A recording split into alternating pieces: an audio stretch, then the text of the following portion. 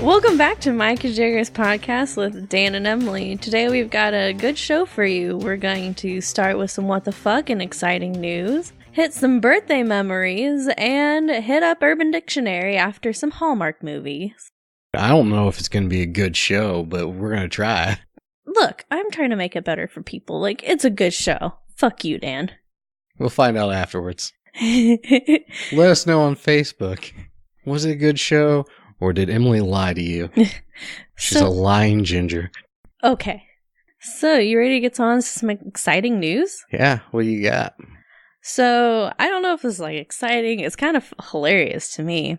But there's a company out there that makes cardboard tanks to help your cat conquer the world. I would get Bronx one of these. Yeah, they're pretty cool. I actually went further down in the article, and they had a cat DJ turntable that I'm pretty sure I've sent to you before.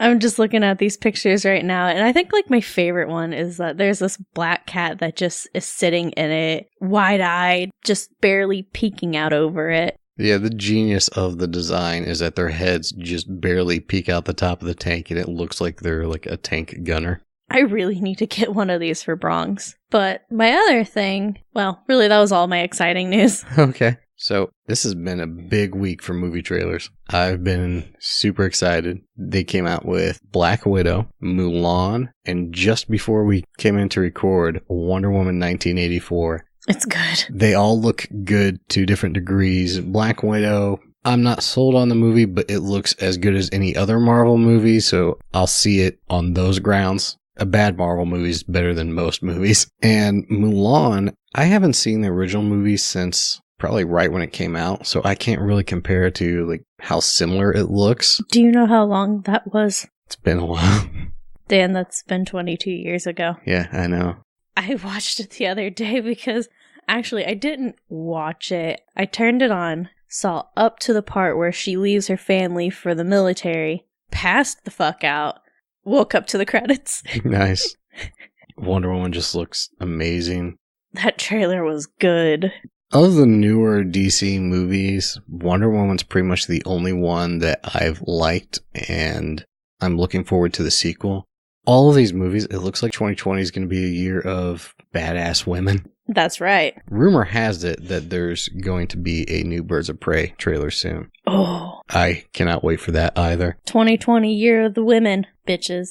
Also, it's going to be the roaring 20s for all you scene kids out there. Don't look at me like that. I have no idea what you're talking about, but okay. What?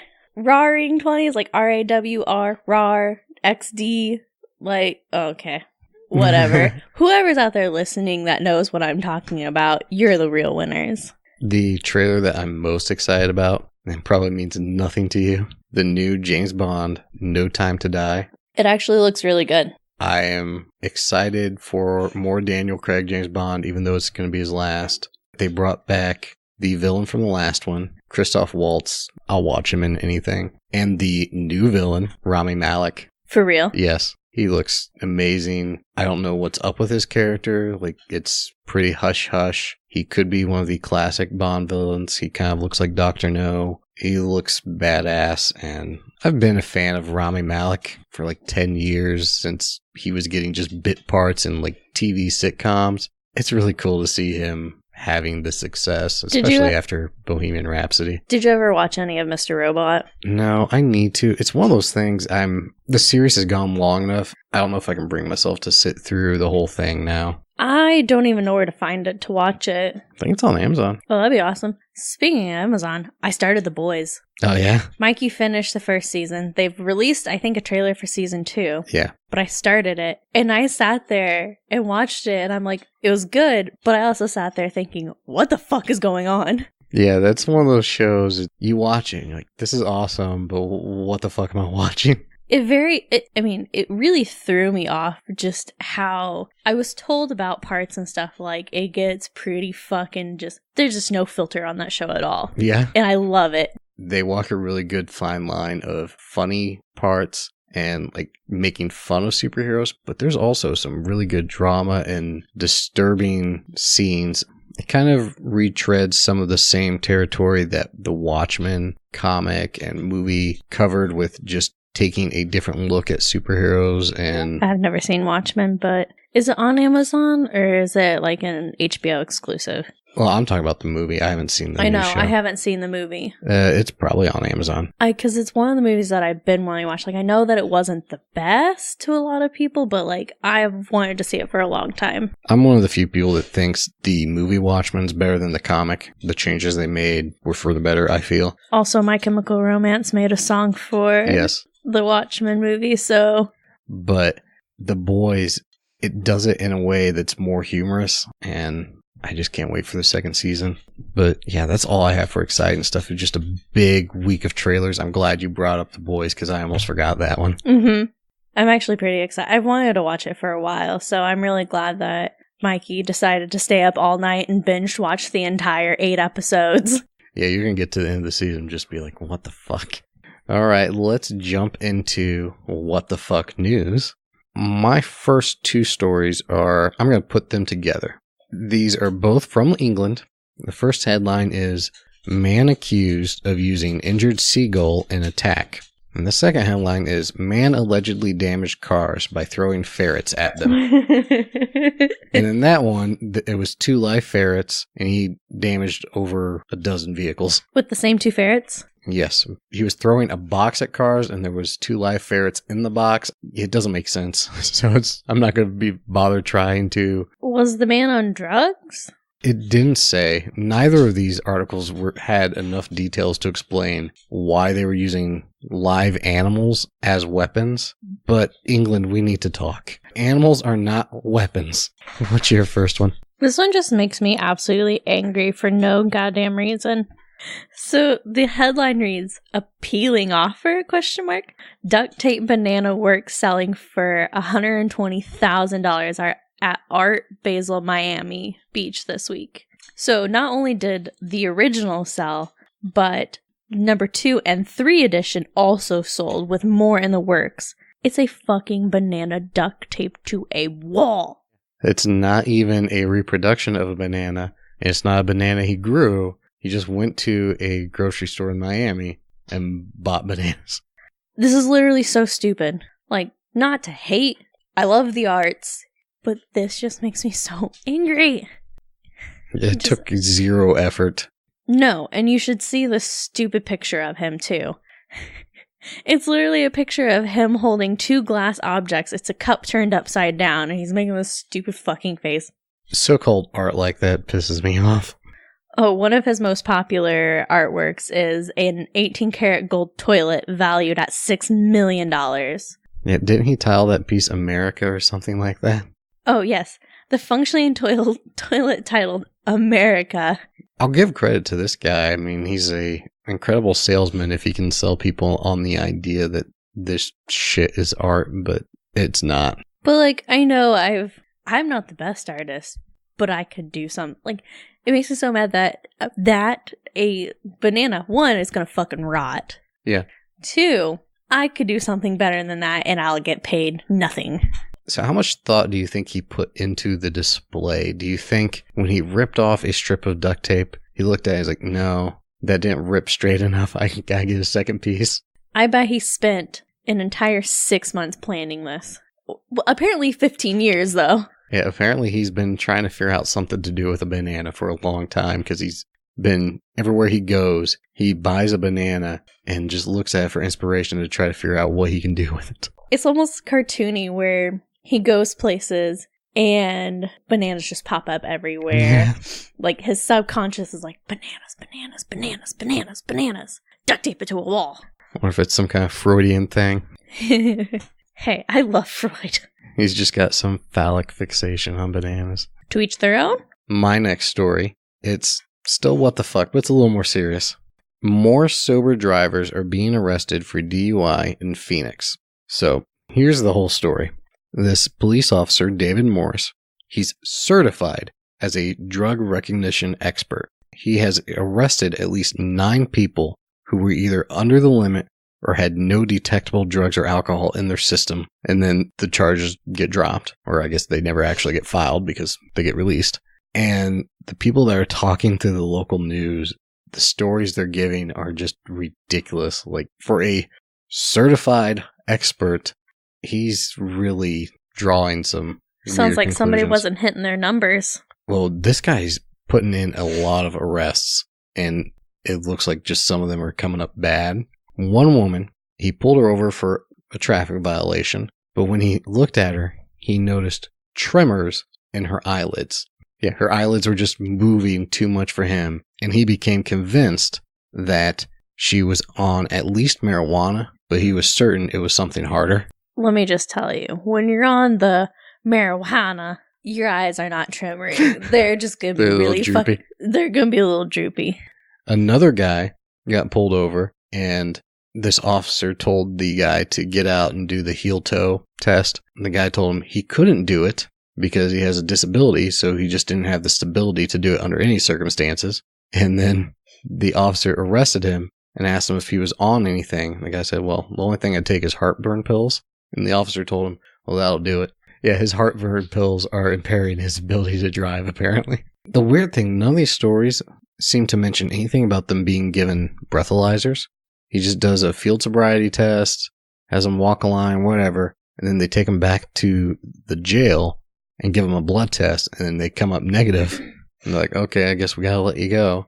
And they interviewed one of his superiors. He was a detective in Phoenix, but he's also the Arizona statewide coordinator for drug recognition.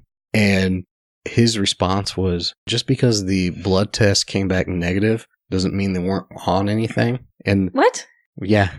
And his quote is, a clear tox does not necessarily exonerate a person beyond any shadow of a doubt. And he's saying the officer got it right. It's just they didn't test for the right stuff in the blood test. If you're running a blood test, you're running every possibility. Yeah, he's like, oh, they're only testing for the most common drugs. They're not testing for antibiotics and stuff. No, a blood test will show anything that is currently in your system at that time. But his quote really pissed me off, that it doesn't exonerate a person beyond a shadow of a doubt. That's not how the system works. You don't have to prove innocence. You have to prove guilt. How do these people get the jobs that they have? Yeah, that one, it really pissed me off and disturbed me that he's a statewide position teaching other people to recognize this stuff. Ruin people's lives. Yeah. That's a whole other issue, publishing just charges like that. Because people don't remember when charges get dropped. They remember when the accusations come up in the paper. And you see, like, at least in our local papers, if somebody gets pulled over, it goes in the paper. Everybody knows, hey, they got arrested for DUI. Mm-hmm. They don't publish, the next week, oh, those charges got dropped. No, they don't. Yeah, it's damaging to people's reputations, and this guy's inability to even recognize that there could be a problem with this is just disappointing. Well, we've got another kind of topic that we've both kind of wanted to talk about, and it came up in the news a couple days ago. On December 5th, an article came out that George Zimmerman, the man accused of killing Trayvon Martin, has sued the family and some other people for $100 million in basically damages. To me, it's a little fucked up. Well, did you see what he's accusing them of, though? Because that is a little fucked up. I did. I can't exactly remember everything, but I know that it was quite the list. Well, the biggest thing that I took away from it was a witness that testified against George Zimmerman wasn't the actual witness. They got her as a stand-in for the actual person that was the witness who didn't want to testify. Or at least this is what he's alleging. If that actually did happen, and he's saying the family and their attorney and the prosecutors all conspired to do this, that is a very serious allegation, and somebody should be punished, because that is very clear prosecutorial misconduct. Yeah. It's just one of those things, too, that the lawyer that's helping him do this, Larry Klayman, is notorious to an extent about pushing hoax allegations. Yeah, he had some kind of court case he filed because he was supporting the Obama birther. He was the thing. one that put that into motion. So I don't know what is true and what is not true in this case, because it's one of those things I haven't thought about since it happened. George Zimmerman's a piece of work. He's had other legal issues before and after. There's been multiple things he's been arrested for, especially after, too, about domestic violence multiple times. He auctioned off the gun. Yeah, I read that and I was like, what? Who would buy that? That's fucked up in itself. Yeah, it's... When you look at the headline, it looks like he's just suing the family. I get that that's a bad look. I have no problem with him bringing up these allegations and doing something about it. I really don't think he deserves to make $100 million off of a case where ultimately he was acquitted anyway. And it's not disputed that he killed somebody. He did kill Trayvon Martin. It's just a matter of whether it was murder or not. And according to the law, it wasn't. He's still not making himself look better. He's still making himself look like an ass. Yeah, I think the classier thing to do would have been to file like an official complaint with the state bar or something along those lines rather than... This guy just seems to want to get himself in the news. Like, it's weird. He seems to enjoy being infamous. He's not famous. He killed somebody, so he's infamous. He needs to just fade into the background. It's not a good way to do this, and there should have been another way he could have gone around, like, knowing him, he probably wouldn't do it, but there's another way he could have done it. Well, it's entirely possible that he did file complaints and they got ignored. I could see it being swept aside because people didn't want the bad press of going after the family or anything. I wish he'd just disappear and take the win that he got in court. Leave the family alone. I do have one more thing that I just found out. Okay. Caroll Spinney, the Big Bird actor, passed away today. How sad's that? You're welcome for all the sad news today. Yeah, I told you it wasn't going to be a good episode. So, in other exciting news, it's my fucking birthday week, y'all. Oh, is it? Oh, is it? So, by the time you guys listen to this, my birthday will be literally just passed. So, we're going to share some birthday memories. Since this is in honor of your birthday, why don't you start? I was expecting you to say, why don't I just start? Because that would be a you thing to do. That is. So, one of my favorite birthday memories is in the next town over, we used to have a skating rink, and I'd have a lot of my birthday parties there, and it was so much freaking fun to go rollerblading for my freaking birthday. And now it's a gun range. Really? Yeah. Weird, right? Yeah. What's your first one? Most of my memories are just toys I got. My earliest birthday memory is kindergarten. It was the same year that the Hook Peter Pan movie came out, and I was just in love with that movie, and I wanted all the toys. I got for my birthday this raft toy that all the Lost Boys used to attack the pirates in the movie, and it had like a catapult and stuff on it, and give my dog some attention. Yeah, Scotty's over here whining at me while I'm just trying to talk about birthday memories. That is really cool, though. It had a working catapult. It was like kind of like a plank, like you would see on a ship, but you'd put, I think, one of the Lost Boys on it and then like just flip the other end of it and launch them through the air. That's really cool. Yeah, it was really cool. They had some really cool toys for that line. Got another one? See, I honestly don't remember a whole lot of like toys that I got for my birthday because my birthday is so close to Christmas. Yeah, I can see that. I mean, when I was a kid, I got presents. But, you know, as you got older, it's like you can have one and the rest you're getting on Christmas. So one of my other things is I do a family dinner every year.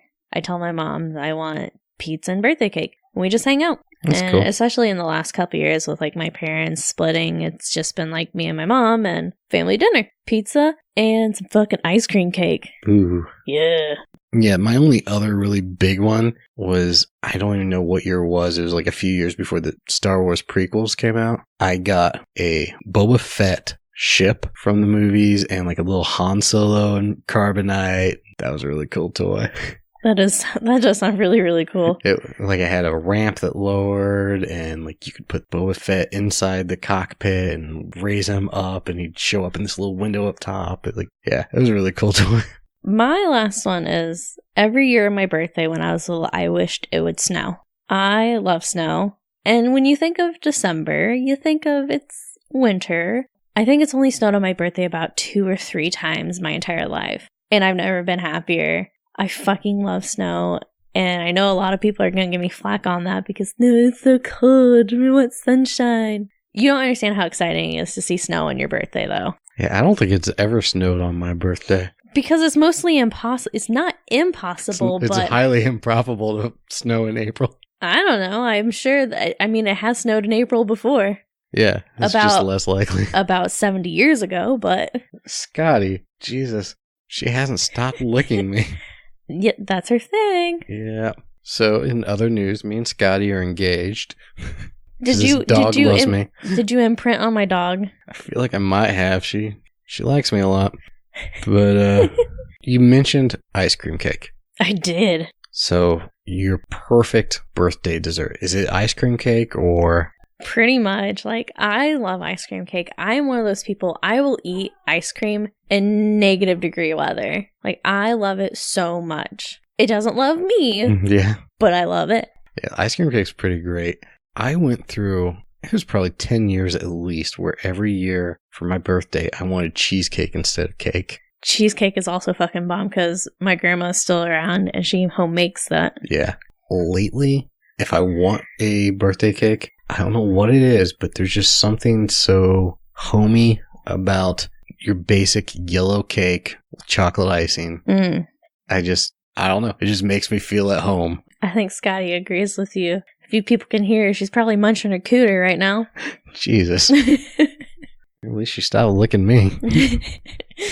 My other, for years and years, because I don't know. Okay, Jesus. I stop petting her, she starts whining. For years and years, because there's multiple December birthdays in my family. We get together on Christmas, and it'd be me and my aunt, and her husband also has a birthday in December. We get red velvet cake, or it's called Astoria cake in our family. My grandma home makes it, and the cream cheese icing, all by scratch. Ooh.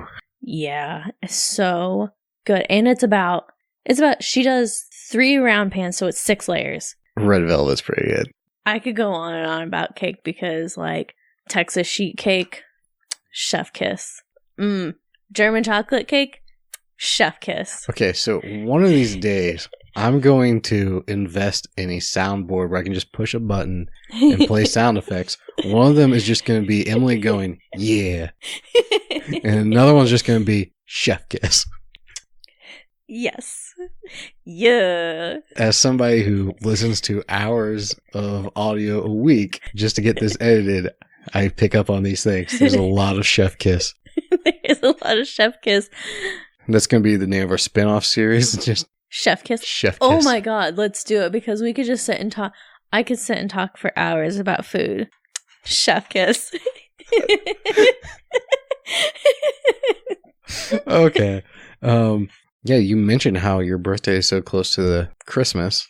Let's just go right into talking about holiday stuff. So we're going to take this time and make some people very, very angry. Just in general, holiday movies are a mixed bag. They're either great or they're the same repetitive shit over and over. One movie that I could not stand, though, one, A Christmas Story. But that's for another time. No, let's... That movie's shit. There's no reason for it to be on 24 hours straight on Christmas. Fuck that movie. It's not that funny. No, it's not. And I don't understand the appeal of the decorations people have, the shirts. My aunt wears a Christmas Story shirt to every Christmas. The same one. Every Christmas. I don't get it. I don't either. And of course, I like football. I'd rather go watch some football because there's 2 games on Christmas. I don't fucking want to watch A Christmas Story. Nope, not happen. There's apparently a sequel that I've never seen, but you couldn't pay me enough to watch it. No, fuck that movie. Speaking of shitty movies, it's the time of year where you get the horrible Hallmark romance movies. That are literally the same actors, the same concept, just a different title.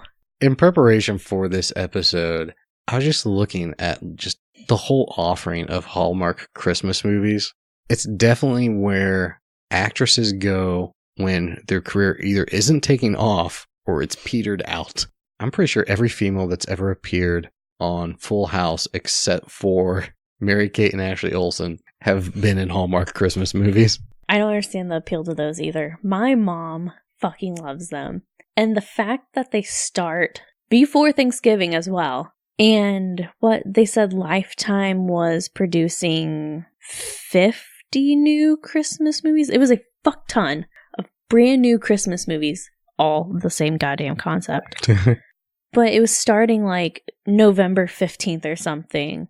It started and it goes all the way through Christmas. Like 8 movies a day.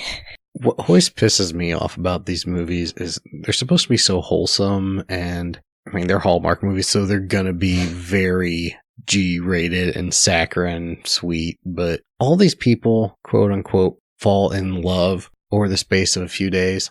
That's not falling in love. That's falling in lust. All these Hallmark movies aren't about people falling in love. They're just about people trying to fuck.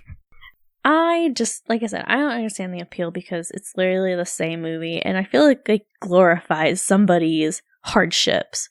Like, my life is, I'm pretty thin, I've got beautiful blonde hair, my life sucks so bad, I need a rich, handsome man to come steal me away. Even if they're supposed to be, one of them is wealthier and the other's your average person, the way their life is portrayed, they're like upper middle class. They're not anywhere near the poverty line.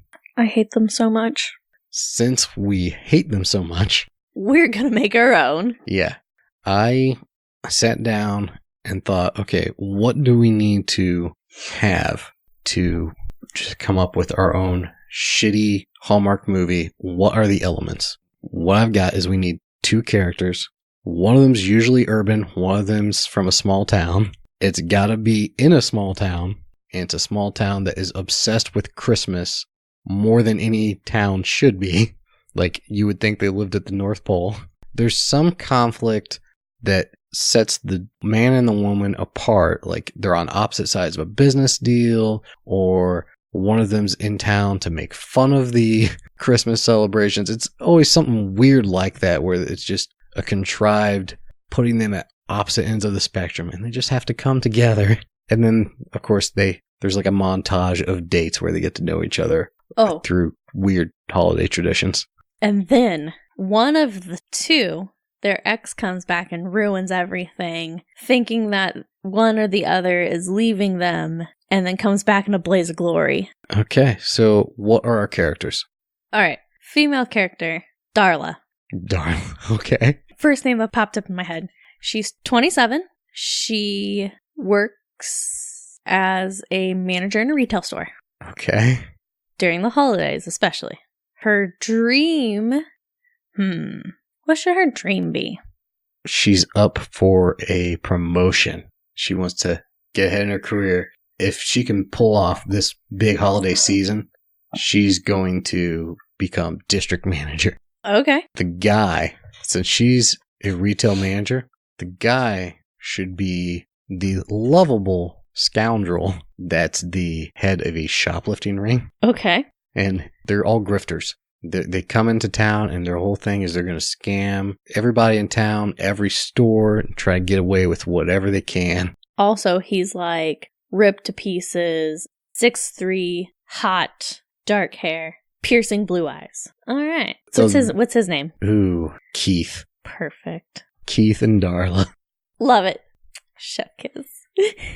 Okay, so his objective is to just steal everything in sight. And she can't have that because she needs that promotion. So I can just picture her right now in some like ninja shit, like pops out of nowhere, like, you fucking stealing that? Oh, this whole movie is coming together in my head right now. Go for it. Okay, this is how they meet. He's in the store casing the place, and she's a good manager. She's like, this guy's been in a while. He's wandering around just looking. He hasn't picked up anything. He's probably a shoplifter.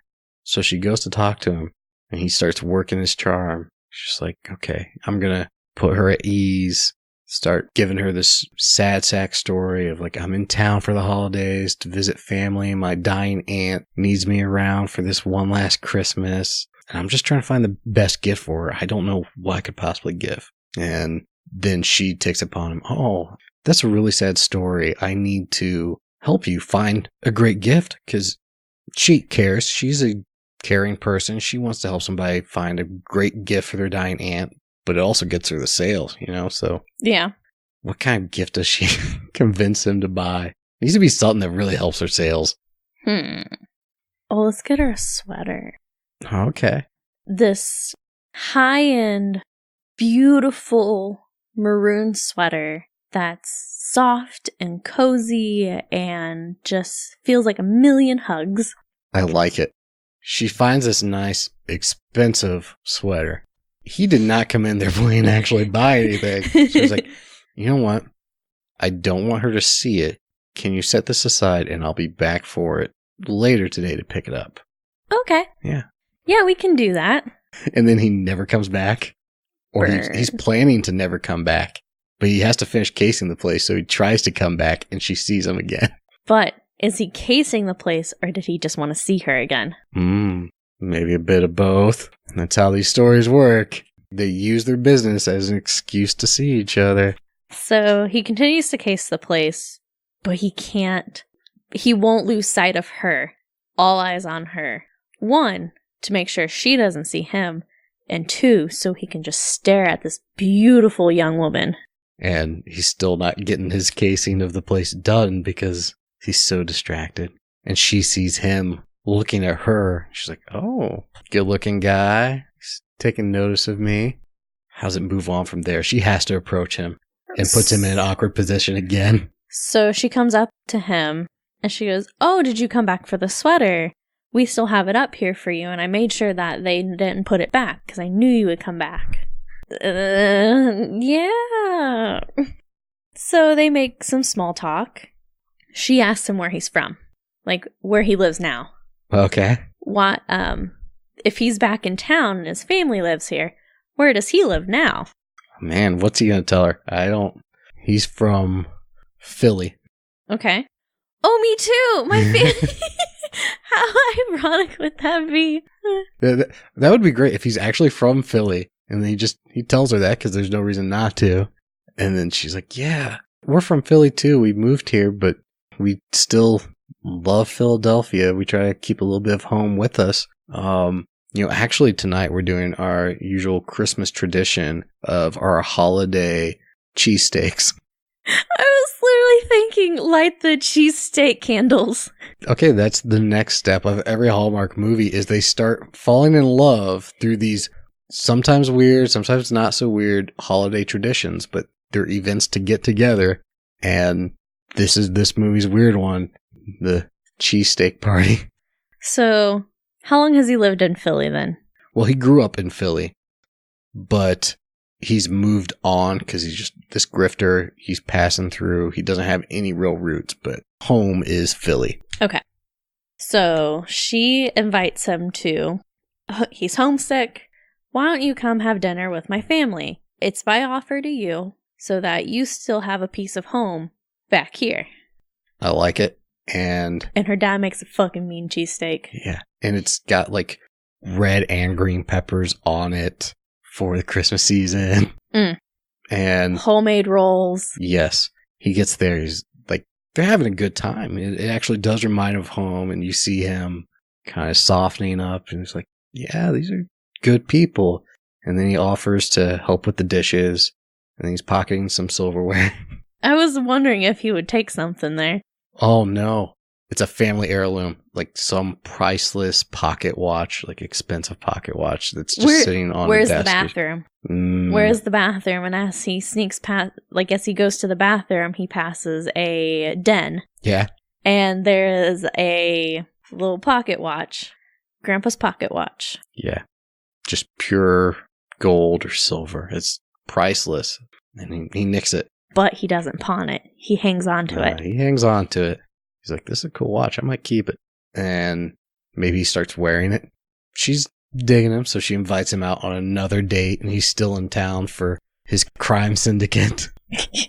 They got other jobs to do, and they still haven't robbed her place. What are they going to do the next night for their date? The most basic thing you can do. Wait. Ice skating? Okay, ice skating. What were you going to say? I was going to say sledding, but there's no snow. They just find a hill and sled down grass. No, they go to the outside skating rink. Yeah. And then it starts to snow. The first snow of the season. Yes. They're skating. She starts to fall. She falls into his arms. The snow. Look at each other. Yeah. The lights are lit up. There's decorations everywhere. There's a huge Christmas tree off to the side. And they almost kiss. Some kid plows into them. Well, no, I was thinking somebody from his crime ring sees them, and they interrupts. lock eyes. Like he's up on the hill over by the tree, and he just happens to look up at the right moment, and he's just like, sorry, you guys can't see that. I did the I'm watching you finger motion. Well, I was thinking he just goes right up to them and like inserts himself into the situation and puts our guy Keith in this awkward position where like he's just... Oh, it's his brother. Yeah. Quote unquote. This is my brother, Thomas. Thomas, I didn't realize you were back in town already. I thought you were coming in later tonight to see Aunt Sally on her deathbed. We need to go now.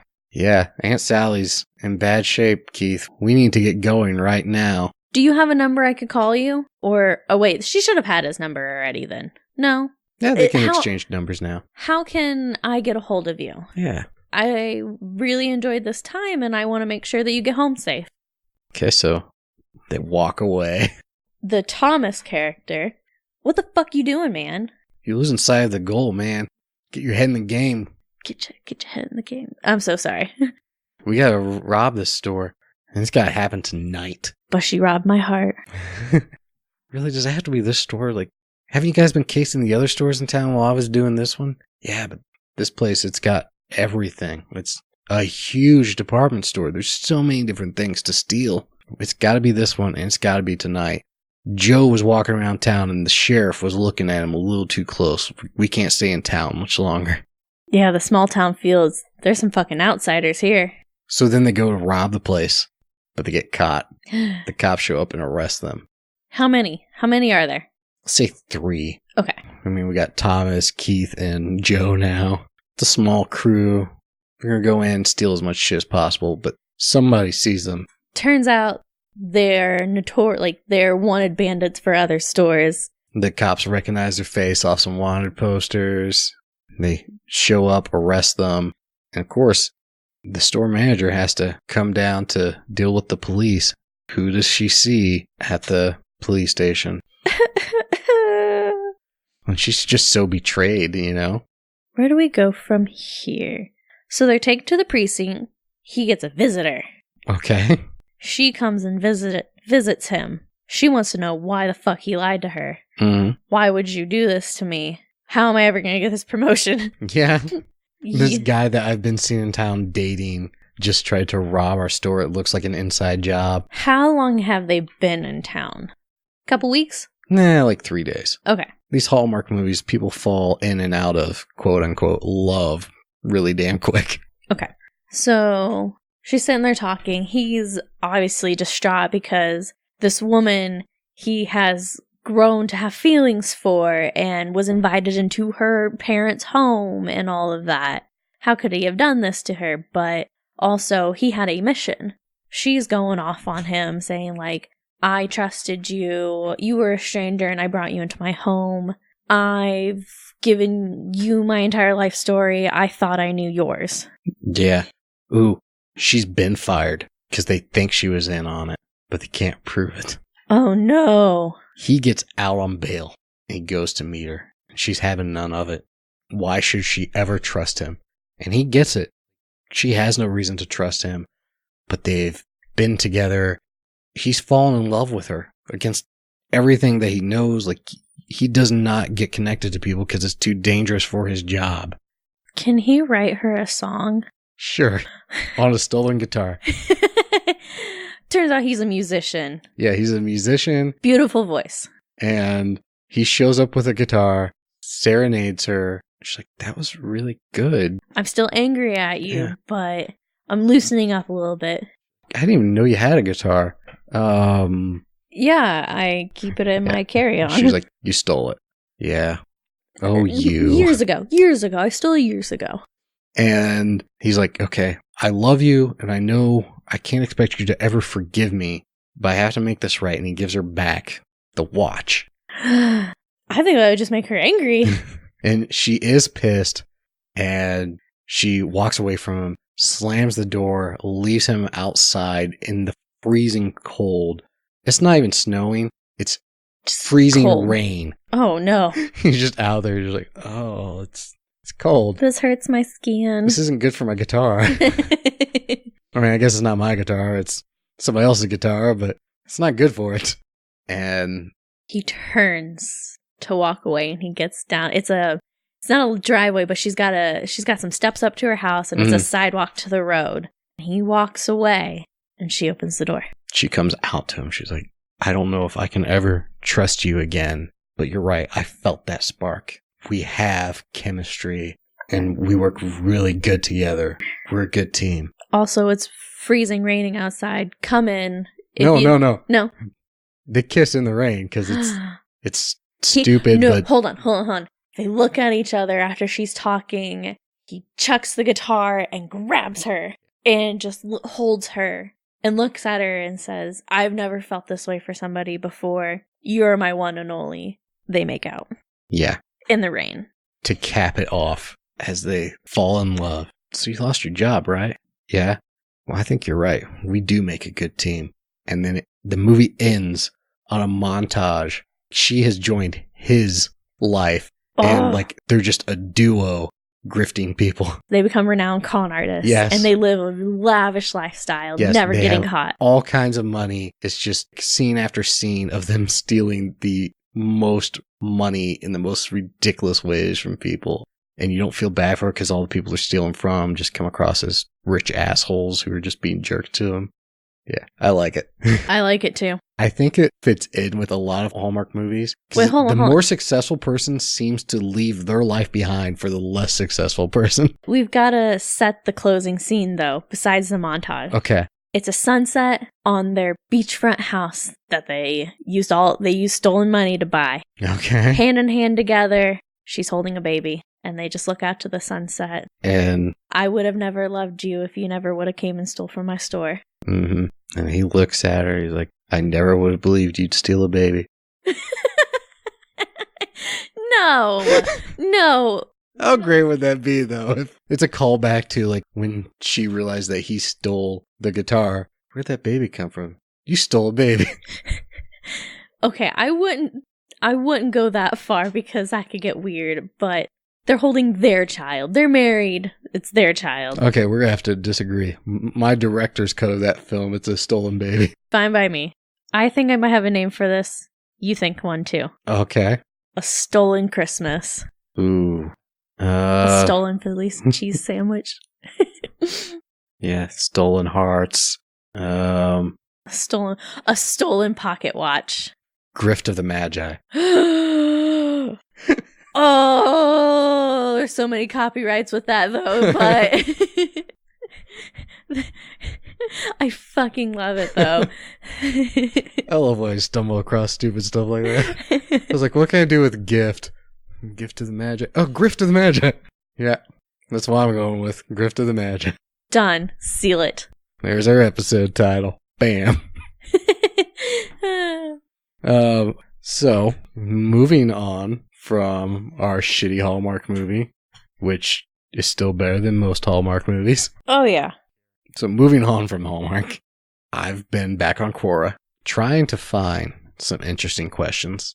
And I was going to try to give some advice on some, but a lot of the questions are just stupid.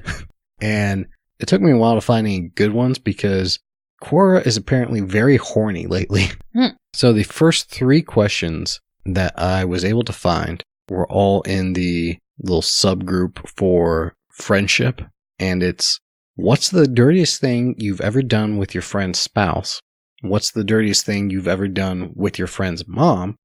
And how do I ask my female friend to sit on my face? And Quora, you need to take a cold shower.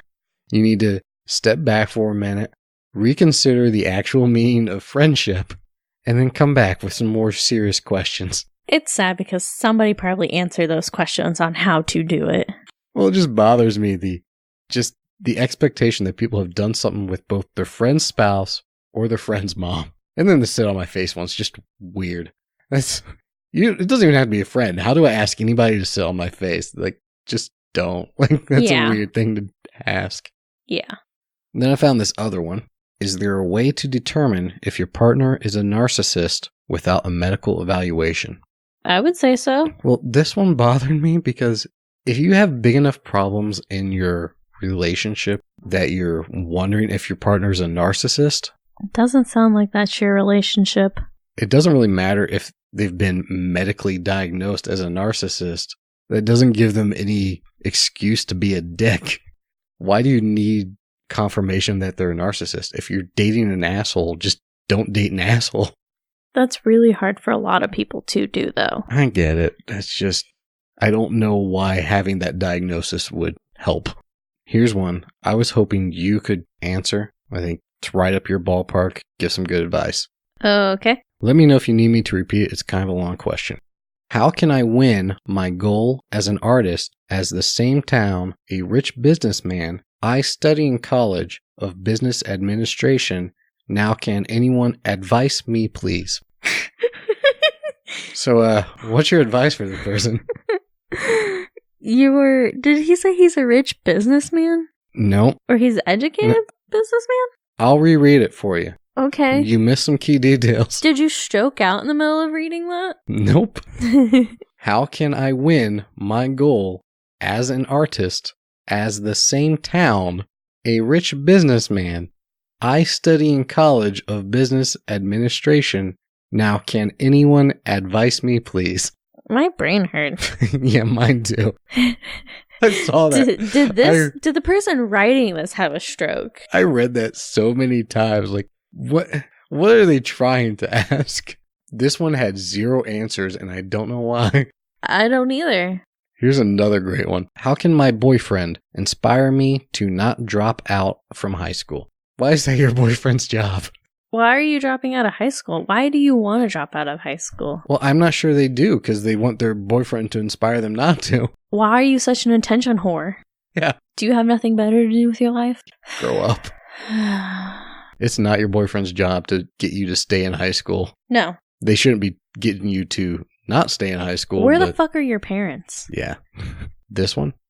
An actual serious one. I don't believe you. No, it is. We're not qualified to answer it, but we're going to anyway. Okay. My daughter is gifted, and the school wants her to skip 2 grades in high school. I am worried about her being with students so much older than her. What would be best for her? I can understand that you're throwing her into a group with a bunch of kids that are older than her. They might look down upon her because of her age. High school's mean. Mm-hmm. They're mean high schools. And they might not, accept her, and there could be the possibility. I mean, there's possibility of bullying anywhere. But knowing that she's going to be with people who are 2 to 2.5, 3 years older than her, that might cause psychological issues. She's leaving her friends behind to be with them. I would understand if she was able to skip like a few years of college better than a few years of high school. For me, the fact that she's in high school, it makes more sense than if she was in grade school. I think at grade school, you're so young and still developing. And then if you grew up with this group of friends that's 2 years older than you, and suddenly all of your friends are getting their license and you gotta wait another 2 years, that would be weird. But if you're already in high school, the nature of high school, you have mixed classes anyway. Yeah. So I don't think it's going to be that big of an issue, other than she's going to get to college earlier, and that so she's problematic. Already in high school. It says they want her to skip 2 grades in high school. So I'm thinking freshman to junior or sophomore to... Okay, I didn't know if she was like 7th, 8th grade and they wanted her to start like as a sophomore in high school. Yeah, maybe. And I could know, say like, that, but... For our school here, it's a connected school, but they're still completely separated. Right. I think if you're already in high school, it's not going to be as problematic because you'll still run into your friends and you're going to be with upperclassmen anyway. I think it's going to be more problematic when you graduate and then you're off to college and you're still in that developmental stage. A 16-year-old does not need to be going away to college. No. I'm all for when you're 18 and going to college, not hovering over the kid, giving them space to explore themselves, but 16's too young. If she's 18 and she got to skip, like, you don't have to take this X amount of years of college. You get to go straight into this. That would be a little bit easier, but, like, if she's, 14, 15, and she's skipping grades, and it's going to be hard on her, especially. Yeah, and if you're a 16-year-old freshman in college, and you're around all these other people that are binge drinking, that's not a good recipe. And if she's that smart, she's going to be pushed to her limits and past, and being so young and having that forced upon you, like, you are so talented in these areas, we're going to push you to the max of your study. Yep. You want to go ahead and wrap us up with some Urban Dictionary? Yeah, I've got a good one today. Okay. So, this one for our Urban Dictionary word of the day is called Dance on the Blacktop. Dance on the Blacktop. Dance on the Blacktop. That's not the answer, Scotty. I have no idea. Dance on the Blacktop. To get stabbed, shanked, or to stab someone, mostly referred in prison. What does blacktop have to do with anything? You're dead on the blacktop. Oh. Like, you're stabbed and you're dead. Oh, okay. Damn. Okay, that's harsh. Oh, okay. I'm so sorry. I know it wasn't that great, but you didn't have to tell me. Okay. Since Scotty's disappointed with that Urban Dictionary, I think we'll go ahead and wrap it up. Thanks for listening, as usual. Please share the show with any of your friends you think would enjoy it. We have our Facebook page, Micah Jiggers Podcast. Find us there. Tell us what you want to hear. Tell us what you thought of today's episode. Share what your favorite birthday memory is and your favorite cake. Yeah. Cake's good. Yummy, yummy in that tummy, bitches. Tell Emily happy birthday. Thanks, guys. I hope you enjoyed this episode, and my birthday is going to be pretty awesome this year, I hope. I hope you have a good week, and I hope all of our listeners have a good week. Bye, Felicia. Bye, Felicias.